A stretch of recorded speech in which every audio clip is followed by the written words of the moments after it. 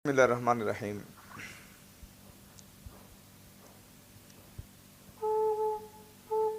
अऊज़ु बिल्लाहि मिनश्शैतानिर्रजीम। बिस्मिल्लाहिर्रहमानिर्रहीम। इन्ना अंज़लनाहु फ़ी लैलतिल क़द्र वमा अदराका मा लैलतुल क़द्र लैलतुल क़द्रि खैरुम मिन अल्फि शहर तनज़्ज़लुल मलाइकतु वर्रूहु फ़ीहा बिइज़्नि रब्बिहिम मिन कुल्लि अम्रिन सलाम सलामुन हिया हत्ता मतलाइल फज्र। सदाकाल्लाहु मौलानाल आज़ीम व सदाका रसूलुहुन नबियुल हबीबुल करीम। লাইলাতুল কদর মহিমান্বিত রজনী, সম্মানিত রজনী, ভাগ্যের রজনী, কোরআন নাজিলের রজনী। এ রাত্রে কোরআনুল কারীম নাজিল হয়েছে। জিবরিল আমিন আলাইহিস সালাম কোরআন এর বাহক। এই লাইলাতুল কদরে কোরআন নাজিল হওয়া শুরু হয়েছে রমাদানুল মুবারকে। লাইলাতি মুবারাকার কথা কোরআনে বলা হয়েছে। লাউহে মাহফুজ থেকে প্রথম আসমানে বাইতুল ইজ্জত নামক স্থানে শবে বরাতের রাত্রে কোরআন একসাথে নাজিল হয়েছে এবং প্রথম আসমান থেকে ধাপে ধাপে সুদীর্ঘ 23 বছরে লাইলাতুল কদরে যার শুরু, এভাবে কোরআন নাজিল হয়েছে সমাপ্ত। লাইলাতুল কদরকে হাজার মাসের চেয়ে শ্রেষ্ঠ বলা হয়েছে। এই হাজার মাসের ব্যাপারে আমি দু একটি কথা বলবো তাফসীরের আলোকে। তাফসীরে কুরতুবীর বর্ণনায় রয়েছে, হযরত সুলাইমান আলাইহিস সালাম এবং যুলকারনাইন তারা গোটা বিশ্ব 500 মাস করে শাসন করেছেন, পরিচালনা করেছেন। হযরত সুলাইমান আলাইহিস সালাম একাধারে বাদশা এবং নবীও ছিলেন। যুলকারনাইনও আল্লাহ তাআলার মনোনীত প্রিয় বান্দা ছিলেন। উভয়ের এই পৃথিবী পরিচালনার সময়সীমা 500 মাস করে 1000 মাস। আল্লাহ তাআলা উম্মতে মুহাম্মদীকে জানিয়ে দিলেন যে লাইলাতুল কদর তাদের 1000 মাস পৃথিবী পরিচালনা করার চেয়ে উত্তম। আরেকটি বর্ণনা রয়েছে যে শামউন অথবা শামসুন নামে একজন দরবেশ 1000 মাস ব্যাপী জিহাদ করতেন, নামাজ পড়তেন, রোজা রাখতেন।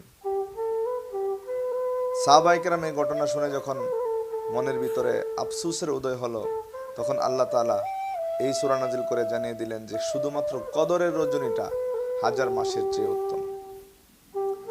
আরো একটি বর্ণনা রয়েছে, বনী ইসরায়েলের 4 জন ব্যক্তি যারা 84 মাস ব্যাপী নিদ্রা যায় নাই, শুধু আল্লাহকে ডেকেছেন, ইবাদত করেছেন। তখন আল্লাহ তাআলা এই লাইলাতুল কদর আমাদেরকে নাজিল করে বুঝিয়ে দিলেন তাদের যে সাধনা, সেটা থেকে আমাদের উম্মতে মুহাম্মদী সাল্লাল্লাহু আলাইহি সাল্লামের এক রাত্রের সাধনা অনেক উত্তম। আরেকটি বর্ণনা এসেছে তাফসীরে কুরতুবী শরীফের, সেটা হলো বনী ইসরায়েলের মধ্যে একজন শাসক ছিলেন, আল্লাহর পছন্দের প্রিয়। আল্লাহ তাআলা তার সমকালীন নবীর মাধ্যমে তাকে জানালেন তার মনের তামান্নাটা কি, চাওয়া, তার আশাটা কি, এটা জানতে চাইলেন সে যেন বলে। তখন সে তার নবীর কাছে বললেন তার জানে এবং মালে জিহাদ করার ইচ্ছা। আল্লাহ তাআলা তাকে 1000 পুত্র সন্তান দান করলেন। এরা বড় হলো এবং তারা যুদ্ধে, আল্লাহর রাস্তায় যুদ্ধে অবতীর্ণ হলো।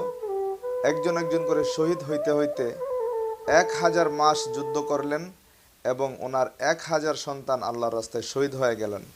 আর এই অবস্থায় তিনি জিহাদও করলেন, সিয়াম রাখলেন এবং দাঁড়িয়ে নামাজও পড়লেন। তো লোকেরা বলা বলি করতে লাগলো, এর চেয়ে উত্তম কোনো বান্দা হইতে পারে না। তার প্রেক্ষিতে আল্লাহ তাআলা এই আয়াত নাজিল করলেন যে আমার শেষ নবীর উম্মতেরা যদি এক রাত্র, কদরের রাত্র ইবাদত করে, এইটা ওই শাসক যার 1000 সন্তান জিহাদে গিয়ে শহীদ হয়েছে, 1000 মাস ব্যাপী জিহাদ করেছে, এই 1000 মাসের চেয়ে লাইলাতুল কদর অতি উত্তম। সুবহানাল্লাহ। এছাড়াও তানাজ্জালুল মালাইকাতু ওয়ার রূহু ফিহা বিইজনি রাব্বিহিম মিন কুল্লি আমরিন সালাম, ফেরেশতার দল নাজিল হয়, জিবরিল আলাইহিস সালাম নাজিল হয়, একেবারে হাত্তা মাতলাইল ফজর, ফজর উদিত হওয়া পর্যন্ত তারা সালাম, শান্তি বিনিময় করতে থাকেন, আল্লাহ শান্তি বর্ষণ করতে থাকেন। অনেক ফজিলত রয়েছে। যারা আমরা রমাদানুল মুবারকের একেবারে শেষ প্রান্তে রয়েছি, আল্লাহ তাআলা যেন আমাদেরকে লাইলাতুল কদরের পূর্ণ বরকত দান করেন। আমিন। আসসালামু আলাইকুম ওয়া রাহমাতুল্লাহি ওয়া বারাকাতুহু।